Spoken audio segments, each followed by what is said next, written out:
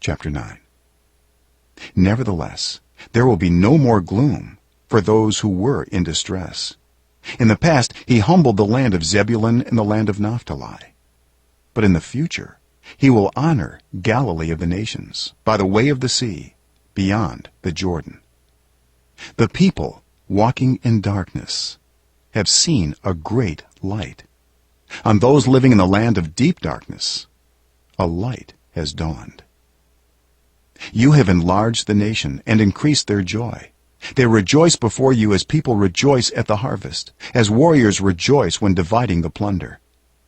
For as in the day of Midian's defeat, you have shattered the yoke that burdens them, the bar across their shoulders, the rod of their oppressor. Every warrior's boot used in battle and every garment rolled in blood will be destined for burning, will be fuel for the fire. For to us a child is born, to us a son is given, and the government will be on his shoulders.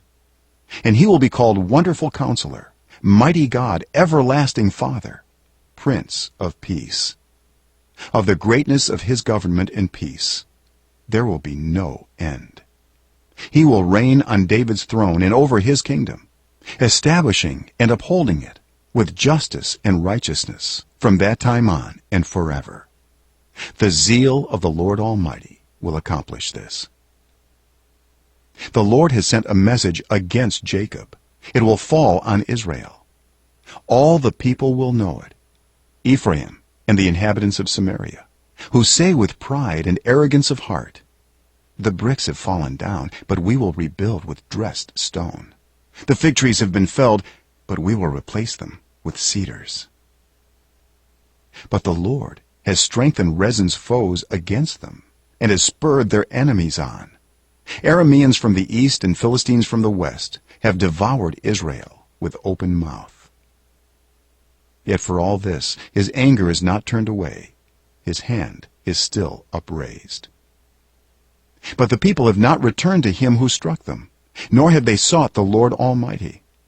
So the Lord will cut off from Israel both head and tail, both palm branch and reed in a single day. The elders and dignitaries are the head. The prophets who teach lies are the tail. Those who guide this people mislead them, and those who are guided are led astray. Therefore the Lord will take no pleasure in the young men, nor will he pity the fatherless and widows. For everyone is ungodly and wicked, every mouth speaks folly. Yet for all this his anger is not turned away, his hand is still upraised. Surely wickedness burns like a fire. It consumes briars and thorns. It sets the forest thickets ablaze, so that it rolls upward in a column of smoke. By the wrath of the Lord Almighty the land will be scorched, and the people will be fuel for the fire. They will not spare one another. On the right they will devour, but still be hungry. On the left they will eat, but not be satisfied. Each will feed on the flesh of their own offspring. Manasseh will feed on Ephraim, and Ephraim on Manasseh. Together they will turn against Judah. Yet for all this his anger is not turned away, his hand is still upraised.